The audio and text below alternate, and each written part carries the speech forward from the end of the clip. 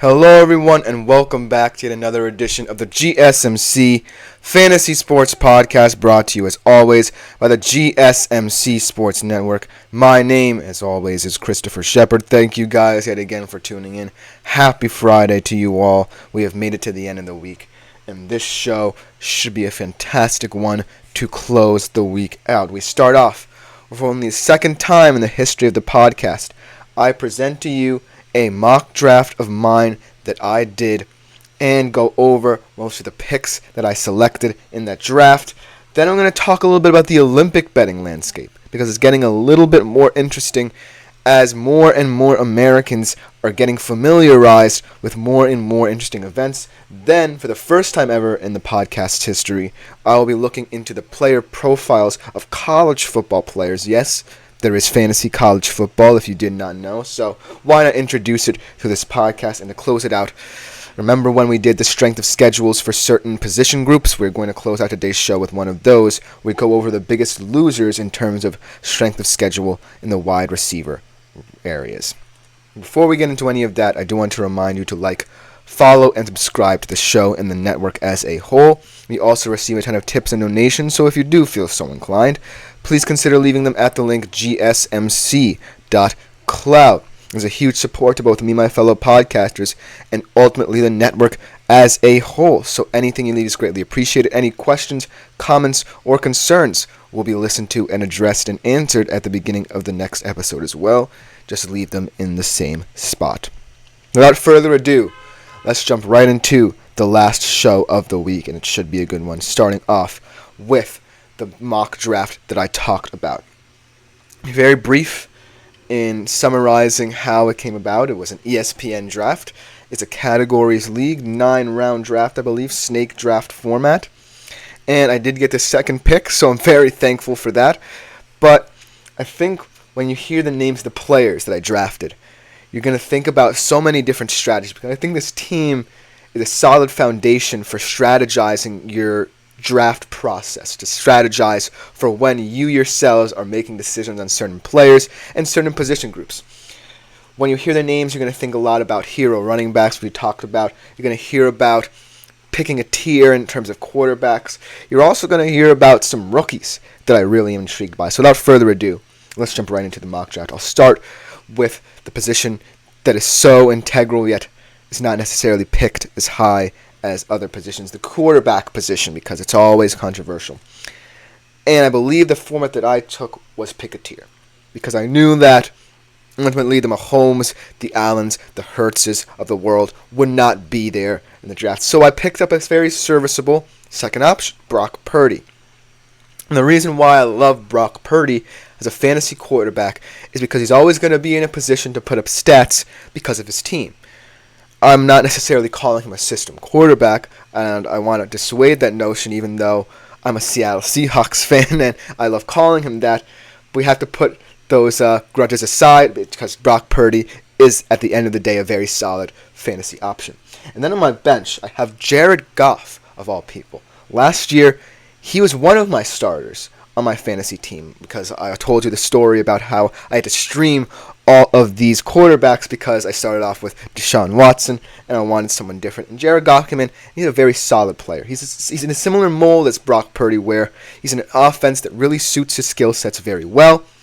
And so distributing the ball is not his forte, but he does it in such a way that he can get production in so many different ways. He doesn't necessarily have to rely on, say, his verticality or his running ability, because those are two of his weaknesses. He can rely on the offense around him, much like Brock Purdy. And so I kind of went with this system QB look at my QB position. And then for the running backs, let me tell you the funny story with this. The second overall pick, I completely thought this guy in front of me was going to take Christian McCaffrey, and I would have to settle for Breece Hall as my first running back.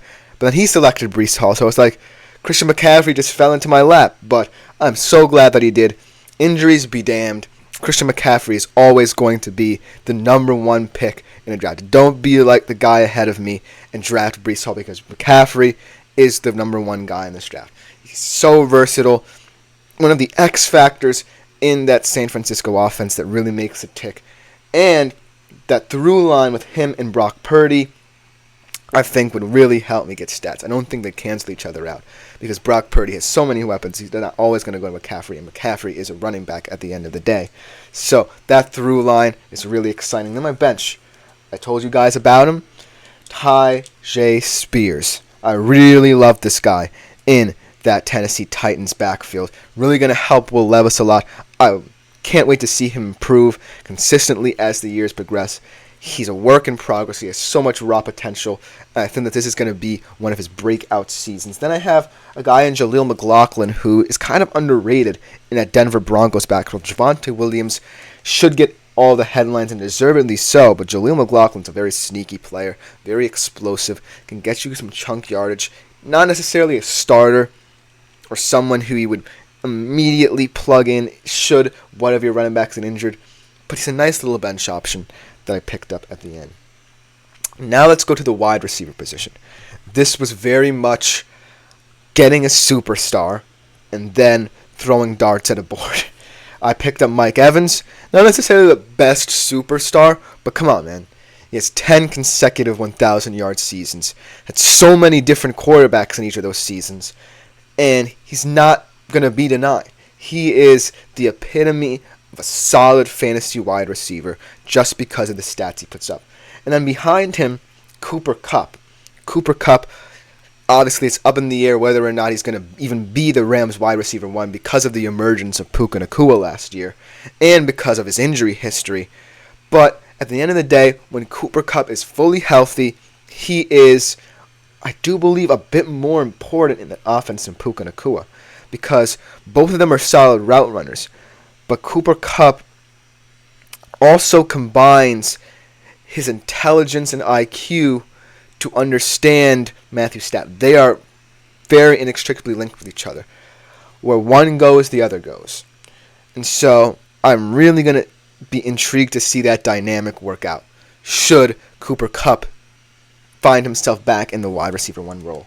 And I forgot to talk about my starting running back, actually. James Cook, I decided to pick up as my starting running back. You guys might be skeptical about this pick. I really like it because James Cook, last year we saw when the Bills went to more of a short passing game, James Cook really popped out and he stood out and really caught a lot of fantasy heads' attention with his play. And I think that as a receiver, he's going to add more value out of the backfield as well. And so I really like that addition. And then at the tight end position, we always talk about going one path and sticking with it. I went with the young path. I went with Trey McBride as my starting tight end. It's a bit of a risk, I know, but I really think that Trey McBride cannot go underestimated or underlooked or undervalued in that Arizona Cardinals offense because at the end of the day, Marvin Harrison Jr. can open up a lot of stuff for other opportunities to arise within that Arizona Cardinals skill position group. And so Trey McBride, especially in the red zone, I think is where he's going to make his bones and get a lot of targets. And that's going to make a lot of fantasy managers happy. And so that's why I decided to take the flyer on Trey McBride. And then my bench, first of the rookies that I picked, Brock Bowers.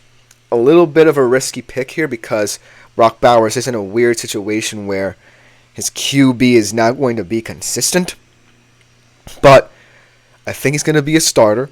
And I think a lot of people are going to really value him as he progresses as a player in this league because he can do a lot of different things. And should the Raiders improve over many different seasons, I really think Brock Bowers has a chance to be one of, if not the best tight ends in the league over the past couple decades.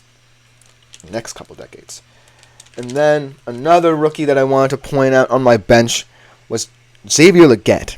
Xavier Legette is definitely getting overlooked in terms of rookie wide receivers. That's just how deep this class was. And when I think about Xavier Legette and how he fits into that Carolina Panthers system, he's definitely someone that's going to add a lot of verticality for Bryce Young. He has a very high catch radius as well. And I really like young receivers who can combine that speed and catch radius because you don't get many of them in this league. And so expect Xavier Legette to get a lot of nice yardage off the bench for you there. And then, in terms of my flex option, I really, really love this pick as my flex option. Tank Dell.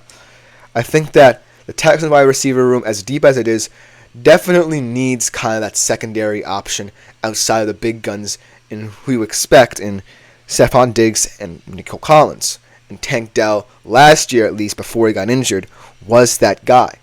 I think he sets the bar as the wide receiver 2 for the Houston Texans and really adds a lot of variety in the red zone for what they can do. And he really opens up a lot of spaces. I also picked up Terry McLaurin. We're going to have to see how he performs with Jaden Daniels under center. But Terry McLaurin is always a sneaky fantasy guy. Always in the reckoning for a lot of 1,000-yard seasons. And so, really like that pickup. And then, let's talk about the defense. Because defenses are very important because they can swing some games when you're in close ones, and the Browns' defense certainly can do that.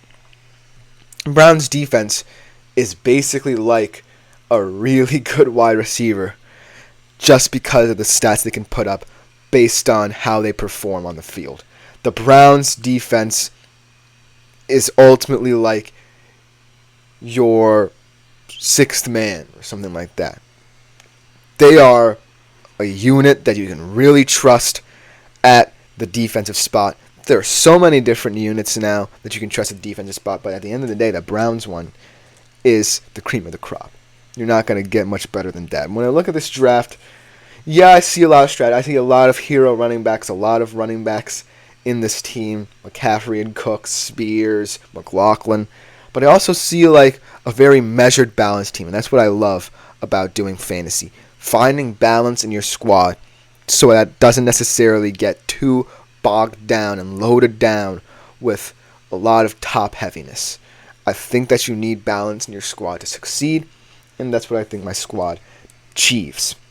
That will just about do it for this segment. Coming next, we switch over to the Olympics. Let's talk a little bit about them and the betting landscape that has arisen, especially in America, as more and more people become attuned to certain events. We'll be right back after the break to talk about that. I feel like I'm losing my mind. Is everybody in the world blind? Please, Lord, give me a sign, a sign. I feel like I'm losing my mind. Is everybody in the world blind? Please, Lord, give me a sign, a sign. I wanna be the greatest. Everybody on the fake shit. I look around and feel like everybody is the fakest. I make this every day and I'm impatient, hoping one day I blow up from the basement. Statement, the top is so vacant. I don't hear shit that I think is amazing. Waiting for my day when I'm playing sold out shows for 1,000 faces. Hey, give me that crown. Get in my way and to be put down. It ain't your place, all this my town. If I want that shit, then I'll get it right now. I'm losing it, the noose it fits. I'm losing shit, a stupid myth. You choose to live or choose to dip. You choose to fight or lose your grip and lose a gift. I feel like I'm losing my mind. Is everybody in the world blind? Please, Lord, give me a sign, a sign. I feel like I'm losing my mind. Is everybody in the world blind? Hello everyone and welcome back yet again to the GSMC Fantasy Sports Podcast, brought to you as always by the GSMC Sports Network. Hope you guys enjoyed that last segment. I love talking mock drafts. Before we get into our second segment of the day and some Olympic talk, I do want to remind you yet again, if you do feel so inclined, please consider leaving a tip or donation at the link gsmc.cloud. It's a huge support for both me and my fellow podcasters and ultimately the network as a whole. Without further ado, let's jump right into what should be a very fascinating segment. I was reading an article on ESPN that really caught my eye because it's very rare that Olympics and betting go together. And this article really highlighted that dynamic. It really highlighted how, in recent memory, the Olympics hasn't received a lot of attention around American sports books. But now that the landscape is ever evolving, and more Americans consume more and more sports that might not reach a very broad audience or have reached a broad audience in the past, more and more people are identifying with more and more sports, and as a result, placing a lot of bets on these sports. It's not just Americans who they're betting on, it's international stars. And as more and more sports become very popular, it diversifies a bettor's portfolio, and it adds the knowledge of diverse sports that they didn't necessarily have. So I just really wanted to highlight this article a little bit because I find it very fascinating that as of right now, Olympics aren't necessarily or haven't necessarily been a talking point in the larger betting landscape.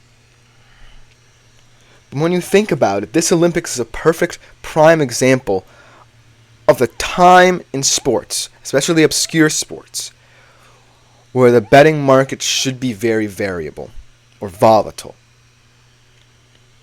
I think that right now, American sports stars are inextricably linked with the average audience. What I mean by that is so many people consume so much different media about sports in so many different areas. You could be watching this show. That's an example of consumption of sports media and advice that you receive. And so when you become so informed, that allows you to really broaden your horizons if you're a big sports bettor to go out and make decisions about certain sports. And the Olympics is no different. In this article, they really broke down in a very nice way all the sports that these people are really keying in on. And the number one handle in American sports books is, in fact, the U.S. men's basketball team. Let's talk about them a little bit. When you think about the U.S. men's basketball team and the talk it's received surrounding its talent levels, perhaps the most talented since the Redeem and Dream teams, it really heightens your awareness of how special this team is. When you lock into someone talking about this team, someone debating about this team, it really heightens your interest, and it really makes you feel as if it's comfortable to bet on. And if you think about it, one of the safer bets that you would assume would be in the Olympics would be the U.S. men's basketball team. So when you hear all this talk about them, combined with the fact that they are the betting favorite and one of the most comfortable betting favorites in the entirety of the Olympic field, that's why I really think these bets have arisen. Without the hype, I don't necessarily think that a lot more bets would have come in. And it's just saying that these stars are so kind of sensationalized.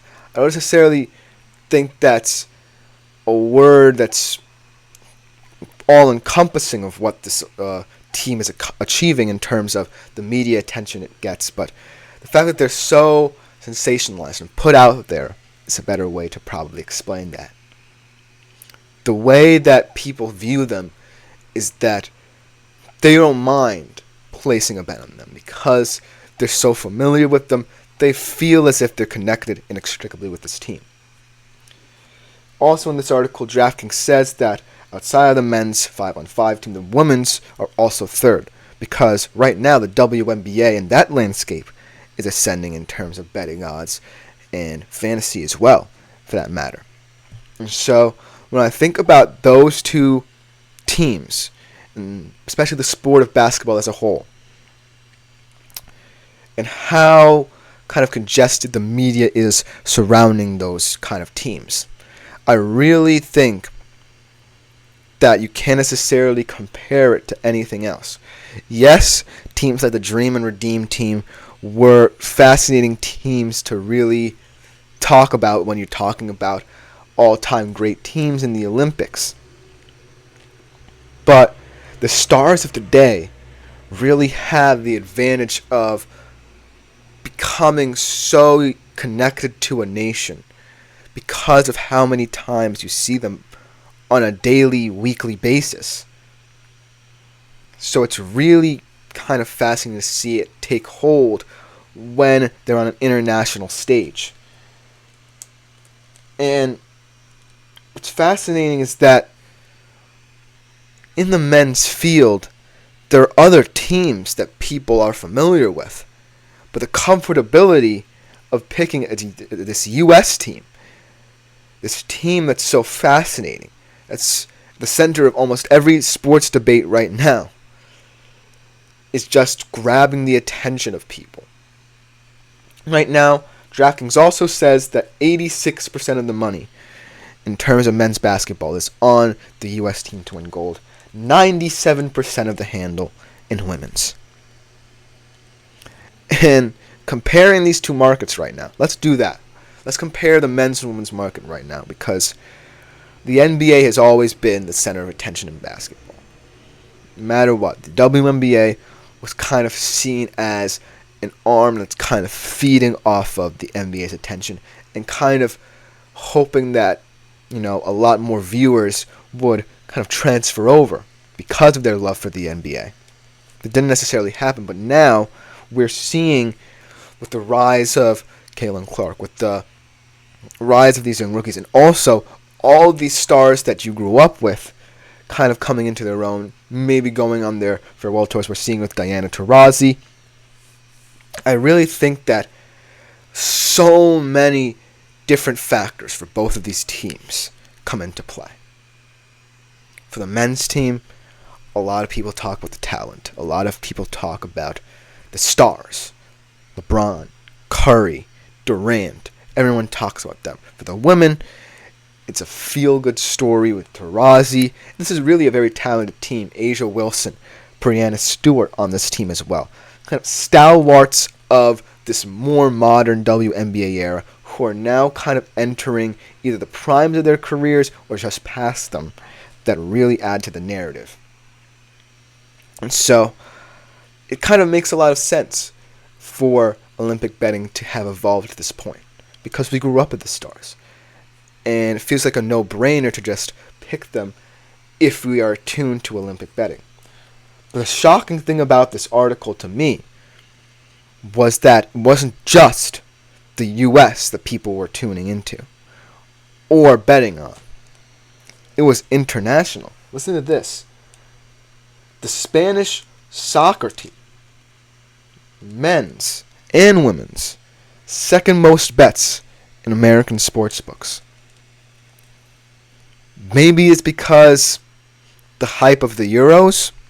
Maybe it's because so much talk has been around those two teams. But it's kind of odd to see something like that, because remember, this is Spain's under-23 team, at least in the men's field, that we're talking about. This isn't the actual senior team that we're talking about. That just goes to show that American markets are expanding their interests in certain events and certain sports outside of the realm of the U.S. And they're thinking on a grander scale. Oh wait, the Euros just happened? Let me put a bet on the Spanish teams.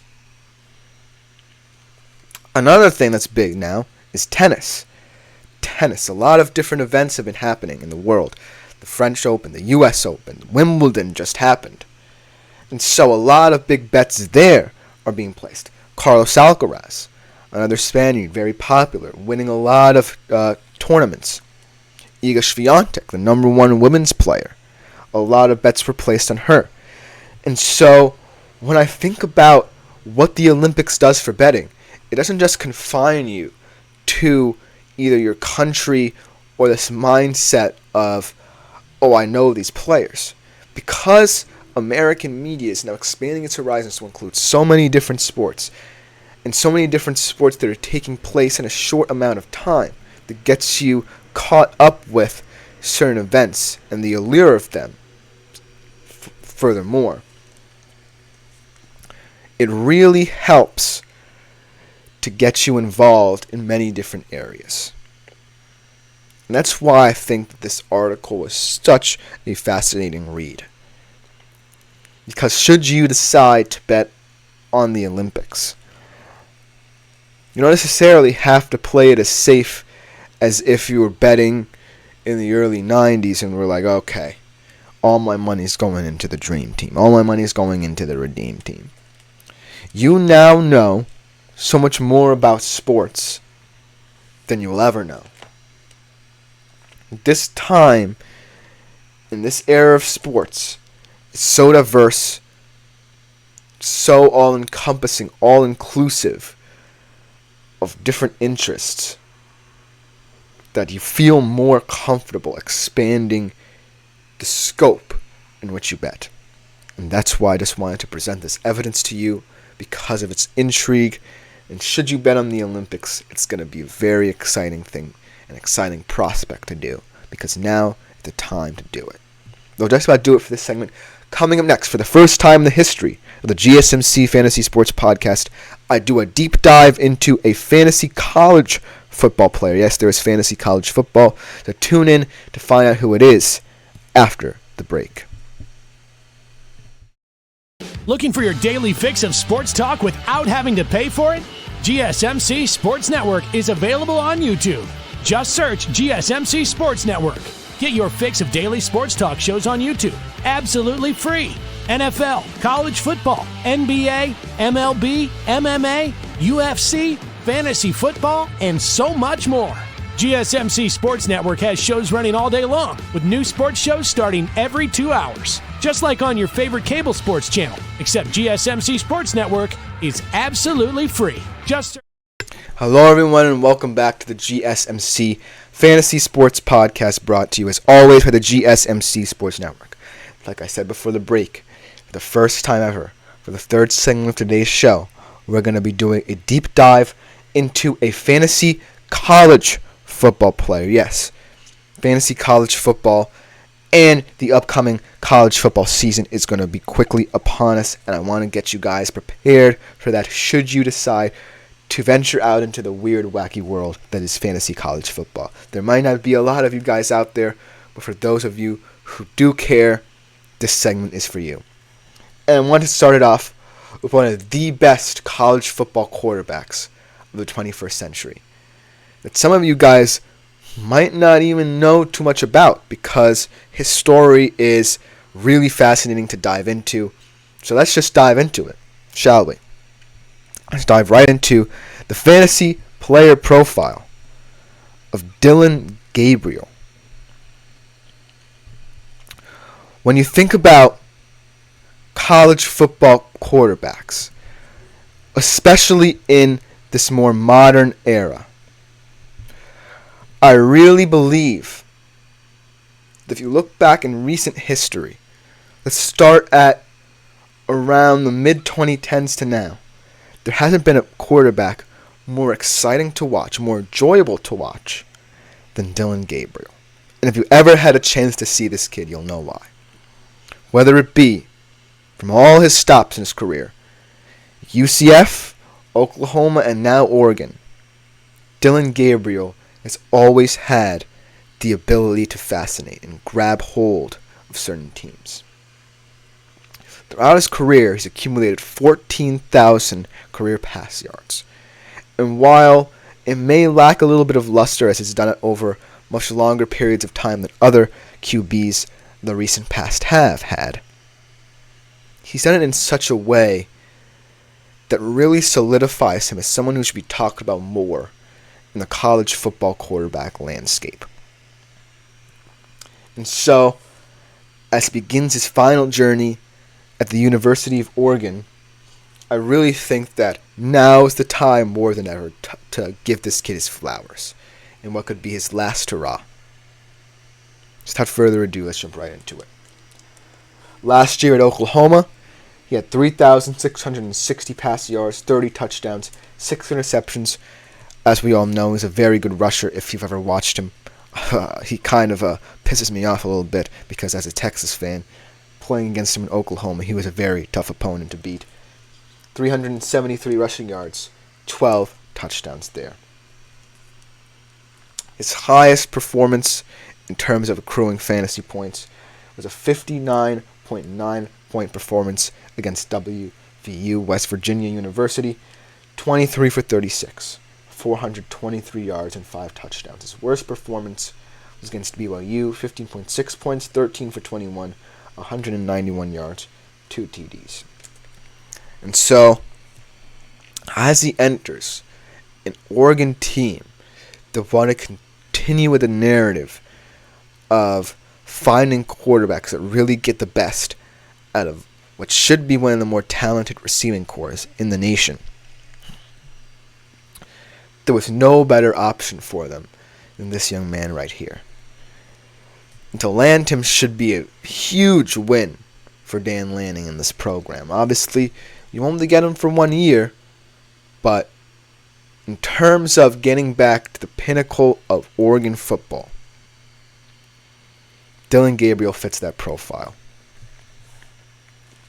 And I think that when I look at Dillon Gabriel as a quarterback, and I look at what Bo Nix brought last year for them, they do really have very similar skill sets. Bo Nix, as we all know, a lot of touchdown passes as well, also brought that dual threat ability, also had the ability to get the ball down the field, understand his receiver room very well, understand the dynamic there. And that's what Dillon Gabriel does. And for that matter, with a lot less talent than what Bo Nix had. At UCF, he really elevated that team. It was really Dillon Gabriel that put them in the national profile. And in Oklahoma, he didn't necessarily have the best receiving room. He really elevated it by distributing the wealth, understanding the dynamics there, and ultimately becoming someone that Oklahoma really liked. Obviously, he wasn't as good as, say, Baker Mayfield and Kyler Murray, but those were very tough shoes to fill. But now he's going to write a new chapter at Oregon. Let's look at his receiving room first, because it definitely has the potential, like I said, to be one, if not the best wide receiver corps in the country. Tez Johnson returns, the senior. What last year, even in a wide receiver room that included Troy Franklin, he had over 1,100 yards and 10 touchdowns. So you can see that he's really ready to step into that wide receiver one role, and that is very important for Dillon Gabriel, to have someone who knows this offense so well, to have performed in this offense as well, and really get him comfortable and familiarized with what Dan Lanning expects of him. Then we talk about another transfer, Evan Stewart from Texas A&M. Really was kind of a failed project as a recruit of Jimbo Fisher's. Really didn't necessarily get himself cemented into the Texas A&M team. Now transfers to Oregon. Still a junior, so you still get some good years out of him. Only 514 yards last year at TAMU at 4 touchdowns. And so I really think that Evan Stewart in this system has a chance to shine as well. And the fact that Dillon Gabriel is the quarterback should really make him happy, because he'll know how to distribute the wealth amongst everyone. And then Trayshawn Holden, another interesting transfer. He himself had a similar situation to Stewart, where he was at Alabama and didn't necessarily get that much looks at the wide receiver position there. So when I look at this unit, when I look at these 3 receivers, I see a very balanced, dynamic wide receiver corps. In Tez Johnson, you have the experience, especially for someone who has been in this offense, like I said, for many years. With Evan Stewart, you have someone who has a lot of raw potential that has been shown in flashes and spurts, but really wants to come together full circle now that he's in a new home at Oregon. And then Trayshawn Holden in a similar situation as well. And so when I think about Dillon Gabriel, and I think about where he's come from, that's where it kind of gets even more interesting. Because think about Oregon now. They're not in the Pac-12 anymore, which kind of helps him, because every single game there would have been a shootout. But he's in the Big Ten, where there's a lot more top heaviness to that division. It's not as even. There's going to be some teams at the top. And in order to be at the top, Dillon Gabriel is going to have to navigate some tougher games. He's avoiding Michigan, but he does play Ohio State in the regular season. And that game holds the cards, especially in terms of the Big Ten championship game as well, in terms of seeding for this now 12-team college football playoff. Remember, only the top 5, I believe, conference champions get that bye. And so, the thing with Dillon Gabriel is, he's a big game player, but now he's in a huge conference. Obviously, I'm not saying that the Big 12 was not huge. It's a very tough conference to play in, perhaps the toughest in the nation. But now, more media attention, more hype surrounding him than ever is going to fall upon his shoulders. He's dealt with it at UCF and Oklahoma. Very different programs. But now at Oregon, he's following in the footsteps of Bo Nix. He's following Oregon into the Big Ten, into new horizons. And furthermore, Oregon's expecting to be back in the college football playoff for the first time since Marcus Mariota. And so, I really think that while I'm really optimistic about Dillon Gabriel's next season, I also am concerned with the fact that he's always kind of been this under-the-radar guy, and he's kind of viewed himself that way as well. He's always kind of taken a back seat to allow the team to be this headline. He did it at UCF to a T.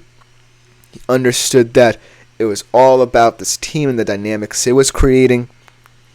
Now that he's on a team that's really expecting a lot out of him, I would really like to see how he handles that.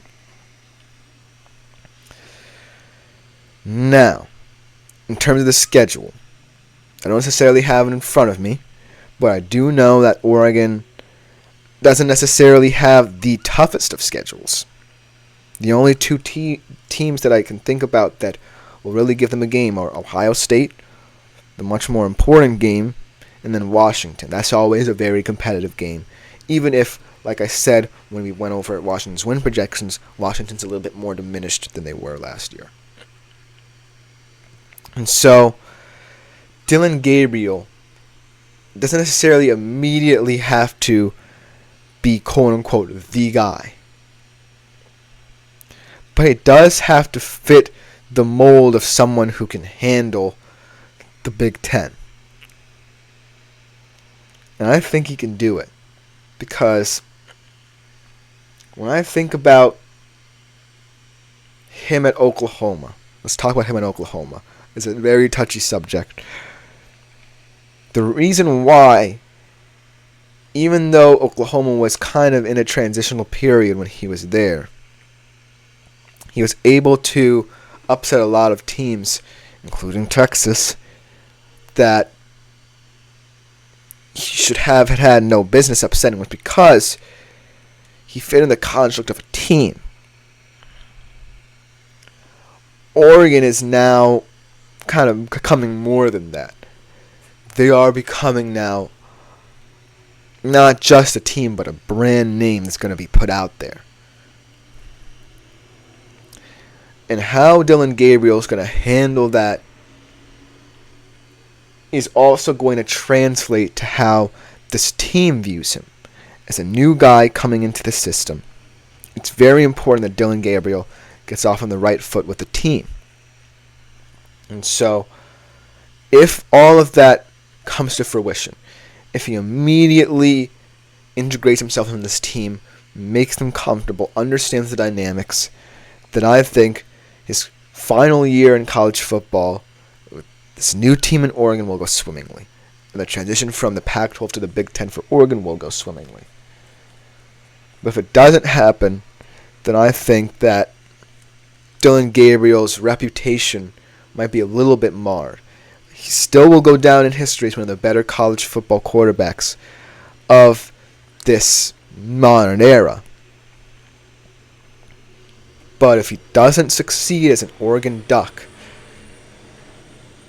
then what will people truly think of him when all is said and done? And that's the question that needs to be answered. But we'll just about do it this segment. Coming up, we're going to be talking about another, a little bit less experienced quarterback, but still one of the most exciting ones in the country, and a Heisman Trophy candidate much like Dillon Gabriel. We'll be right back to discuss him after the break.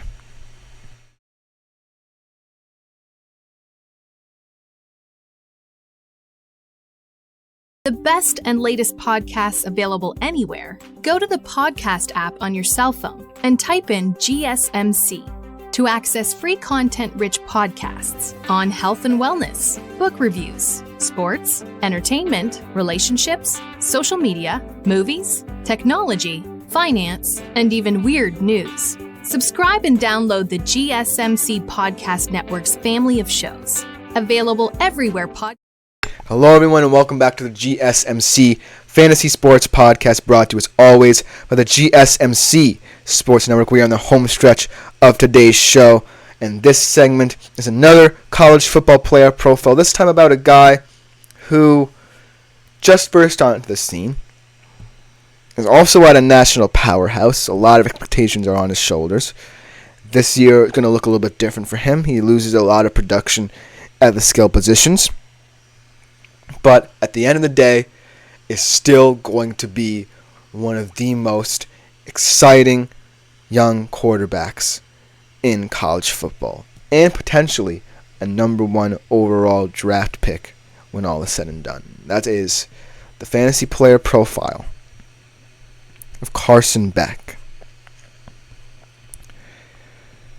When we think about Georgia quarterbacks over the past couple of years, we think about guys who really have had one thread line that connected them. They were calm, composed, and ultimately so focused on getting the team to play together that they ultimately got lost in the game of football itself. And that's what I think about with Carson Beck. Following in the footsteps of Stetson Bennett was not easy because of the folklore and legend he created, but Carson Beck did that to a T. Ultimately, they fell up short of their goal, missing the college football playoff after losing to Bama in the SEC championship. But if any player is going to eschew that and get back to basics, it is Carson Beck.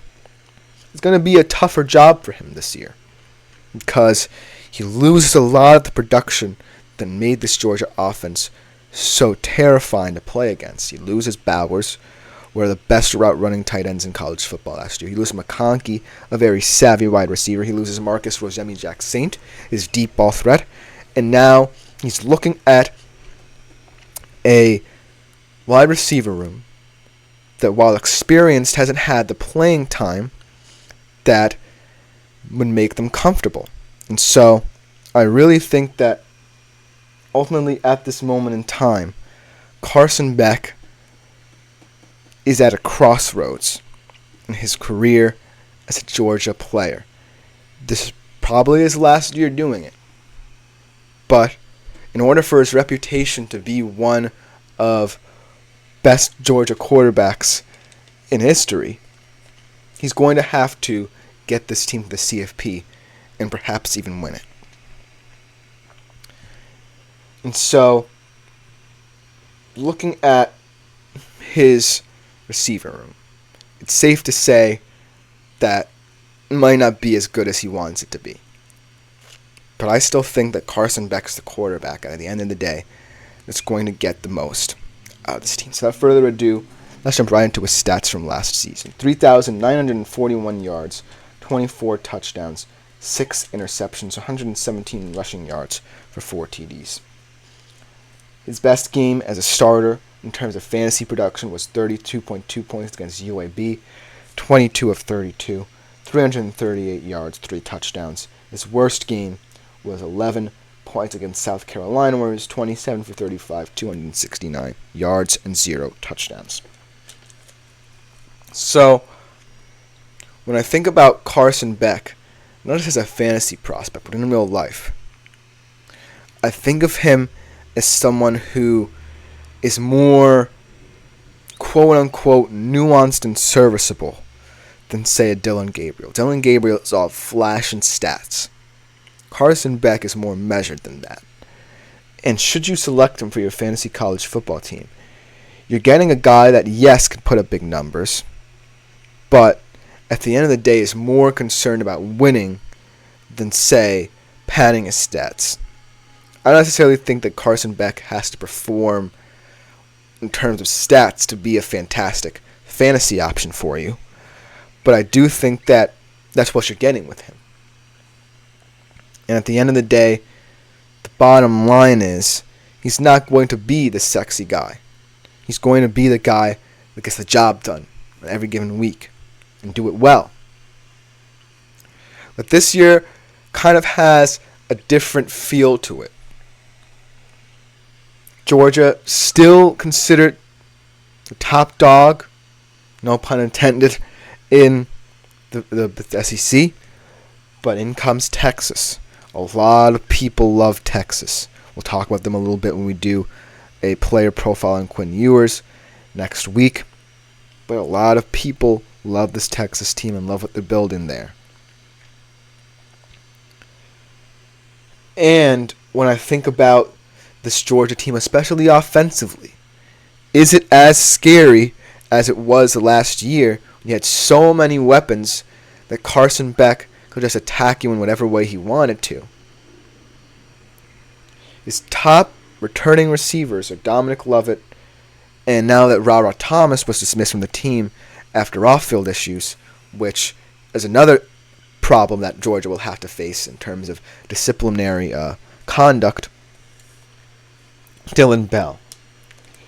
And so, while Dominic Lovett and Dylan Bell can cement themselves as stars, do they really have the experience to get comfortable with Carson Beck and then for Carson Beck to trust them as well?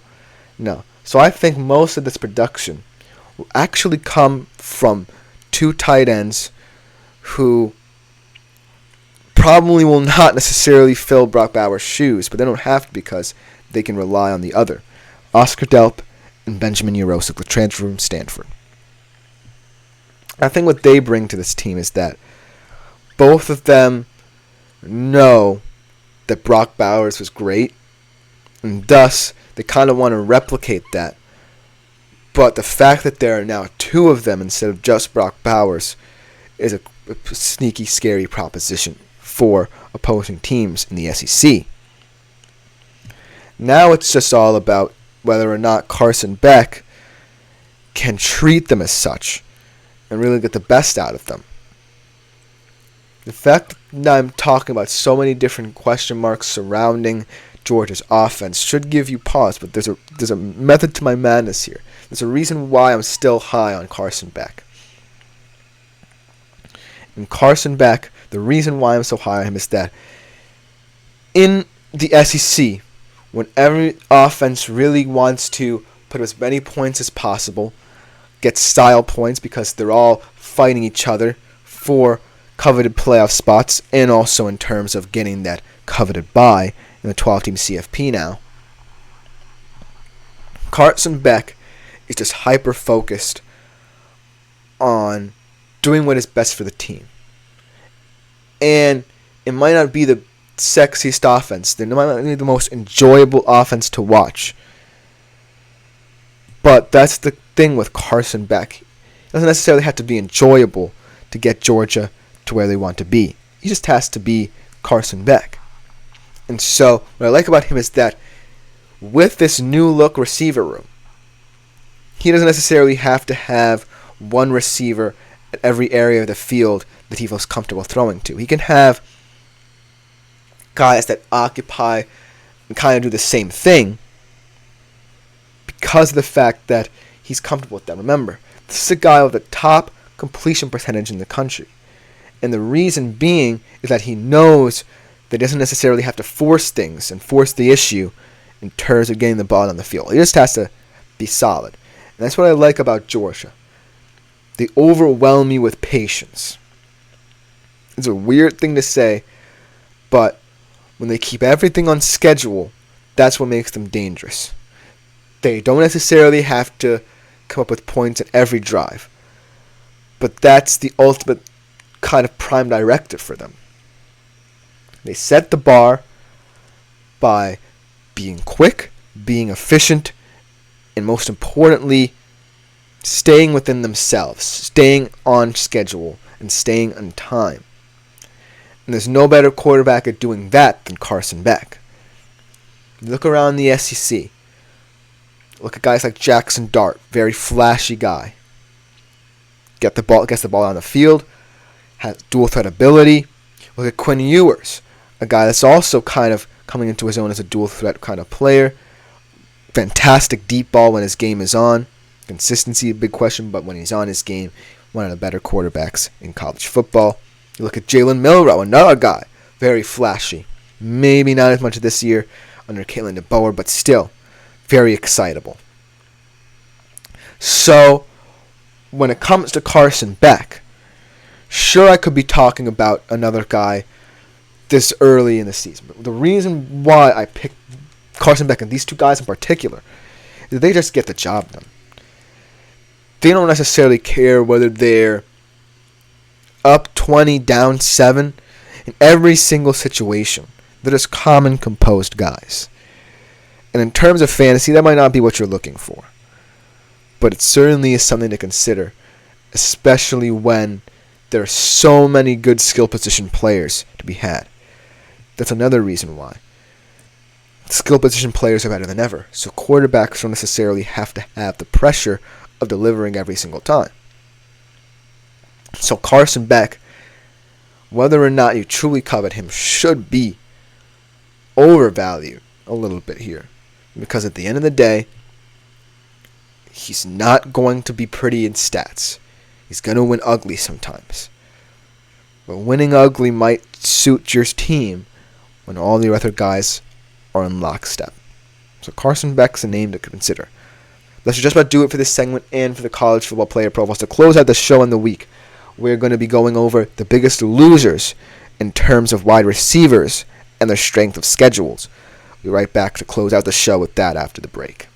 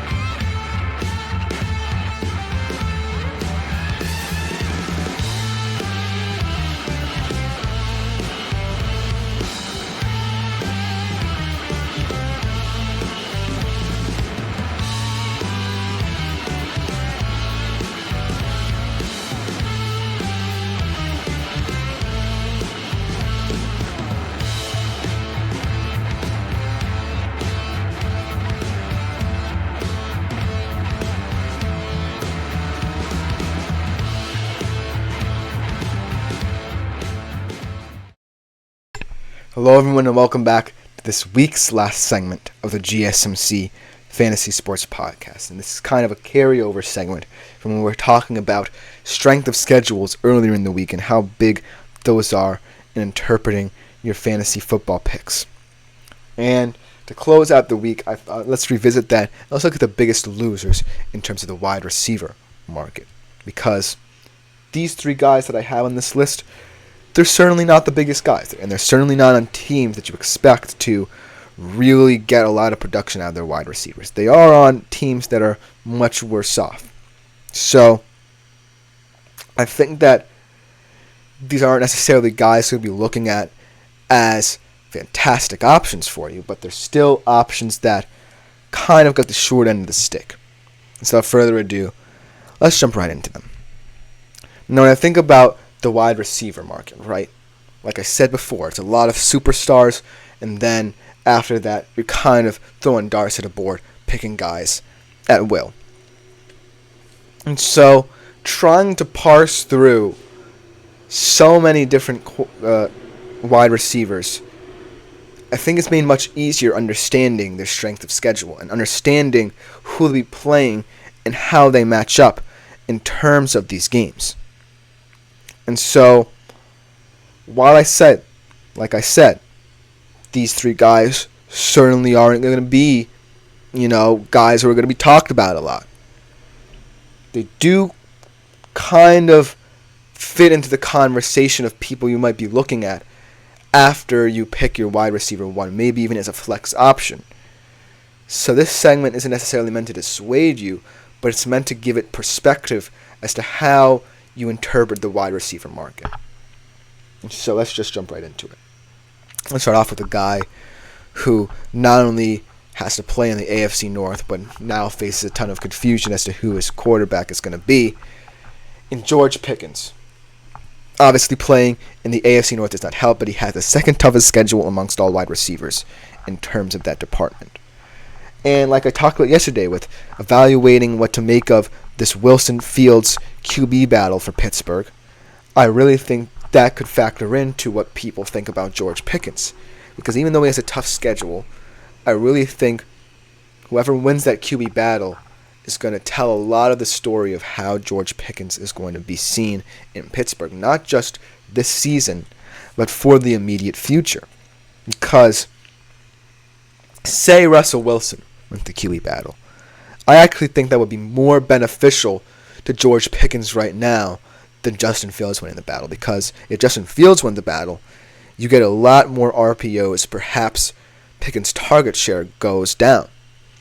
But if you get Russell Wilson, he's a fantastic deep ball thrower, like I said, who can really get the ball to Pickens, really use his verticality. And that's something that Pittsburgh hasn't necessarily had in terms of their offensive system. They haven't really had a guy ultimately focused on getting the ball downfield. Yes, they've had a lot of mobile QBs, and it would be exciting for Justin Fields to win the starting job because of the future of the franchise being considered here, and the fact that ultimately, at the end of the day, he does present a better future than Russell Wilson. But this is the present. You need someone who can really open up the offense, and I think that Russell Wilson can do that. And should he be the starter, I think George Pickens can be a sneaky option, regardless of schedule. I think the Steelers are getting a little bit underestimated, but I kind of feel like it's fair a little bit, because we don't really know how to evaluate them until this whole QB battle is finished. And so, while I will be a lot higher on them if Russ wins the starting job, I wouldn't necessarily be mad if Justin Fields starts the job. Just know that George Pickens would look a lot less of a sexy option if it's Justin Fields. Then we look at another receiver who I actually expect to get a lot more targets, but I don't necessarily like his style of play within the system that he's in. That's Christian Kirk of the Jacksonville Jaguars. Now, the Jags do need a lot of their wide receivers to step up because they're placing a lot of emphasis on Brian Thomas being the top guy. I really like Brian Thomas, and I like what he brings to this team, the verticality that Trevor Lawrence hasn't had. He brings a lot of explosiveness. But that's really all that the Jacksonville Jaguars kind of skill position groups seem to be predicated on. Speed, speed, speed. The only player who I really like is a solid route runner who can actually get open is Evan Engram, which is funny to say. And that's why Christian Kirk is someone who I think needs to step up and be a well-rounded receiver to help this transition for the Jacksonville Jaguars at the wide receiver position. But his schedule, bottom 6, I don't necessarily think that the Jags in the AFC South are that far out of the division race. But it's something to keep an eye on.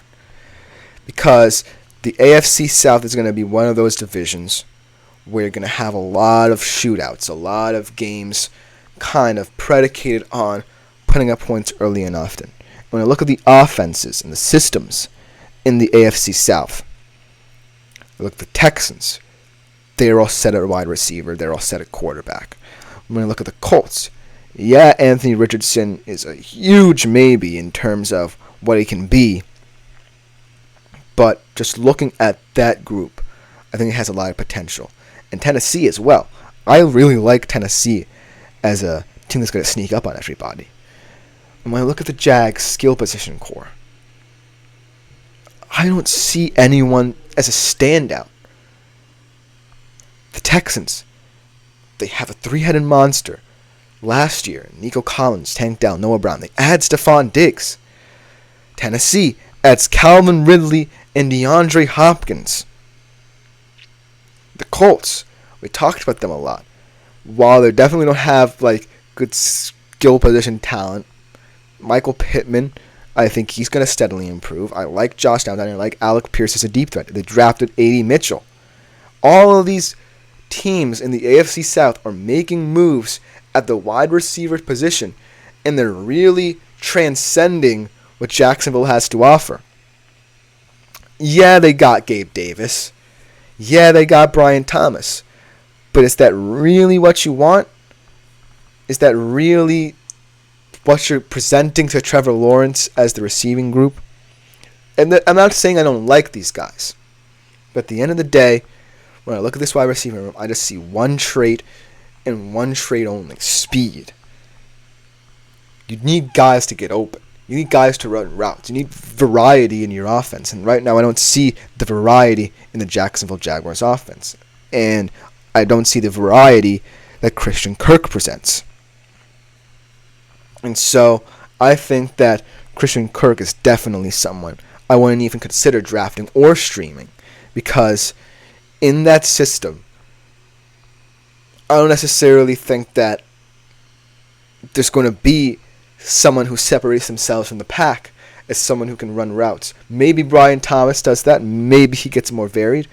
But I just view him as an explosive guy that they wanted to add to get verticality. And it's good that you want that out of Trevor Lawrence, but the reason Trevor Lawrence is stagnating is because a lot of these guys can't necessarily get open downfield outside of Evan Engram. And when Trevor Lawrence hones in on just one guy getting open, that says a lot about his confidence and where it's at right now. If you're going to invest money in Trevor Lawrence, you better invest money in that wide receiver room. And so I can't necessarily see Christian Kirk winning at anything. And I think that, unfortunately, he deserves to be on this list. And then we look at a guy who, yeah, man, I think his stock rapidly dropped after Russell Wilson left town. And that ride finished. And Courtland Sutton, with the 6th toughest schedule, and to top it all off, breaking in Bo Nix. Like I said, gone to Russell Wilson, who really did kind of find the connection with him in the latter stages of his career in Denver. But now that he's gone, I don't necessarily see a pathway where Bo Nix is suddenly going to become a revelation for Courtland Sutton. I really like Courtland Sutton as a deep ball threat, but the fact that we don't necessarily know if Bo Nix is going to be a guy who is just a Sean Payton project or is immediately going to be like one of the stars of the league, I don't necessarily think Courtland Sutton is helped in any way. It's a shame because Sean Payton should see that he shouldn't build around Bo Nix as a guy. He should build around Courtland Sutton as the guy. He should build around Javonte Williams as the guy. I think that this move for Bo Nix is going to be judged upon whether or not he can make Courtland Sutton happy. Because if Courtland Sutton isn't happy, I expect him to get up out of there. And he deserves better, Courtland Sutton. And so we're going to have to see how that season plays out for the Broncos, but it could be a much rockier ride than when Russell Wilson promised the ride. But at the end of the day, when I look at these three guys, they're kind of in that second or third tier of wide receiver where you really are picking them more as flyers, hoping that they're going to be big stars. But at the end of the day, you don't necessarily trust them. Out of all of them, I don't really trust Kirk. I think Pickens can succeed. We're going to have to see with Sutton. But I feel like this list is appropriate for where they are in terms of strength of schedule and where they are in terms of their divisions. But that should just about do it for this show and this week. Thank you guys for tuning in all week. I've been Christopher Shepard. This has been the GSMC Fantasy Sports Podcast. Like, follow, and subscribe to this show and the network. Consider leaving a tip or donation at the link gsmc.cloud. It's a huge support to all concerned. Thank you guys yet again for tuning in. We'll be back better than ever next week on the GSMC Fantasy Sports Podcast.